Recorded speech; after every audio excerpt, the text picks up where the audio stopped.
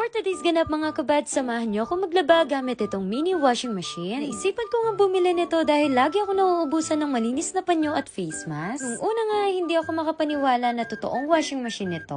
Hindi nga lang ito basta-basta washing machine kundi may dryer na rin ito. At isa pa nga, ito ay isang folding washing machine. At ito na nga, umpisahan ko na maglaba at sinara ko na muna ito at linagyan ng tubig at sabon at sinaksak ko na nga. Kakatuwa nga dahil may pa-ilaw effect pa to at parang touchscreen. May tatlo nga pagpipilian, may 4 minutes, 10 minutes at 5 minutes. Kailangan mo lang i-press ng 2 seconds para mabuksan to. Napansin ko nga dito sa mini washing machine na to ay hindi basta-basta. Sa unang tingin nga ay parang laruan lang pero totoong nakakalinis nga. High capacity nga nito ay 2.8 liters at ang powerful motor naman nito ay 36 watts. Ininit ko nga ang 10 minutes at pagkatapos nga itinapon ko na ang tubig. Natanggal nga niya yung mga lipstick ko dito sa face mask. Pagkatapos naman magbanlaw ay ida-dryer ko naman etong mga face mask at panyo.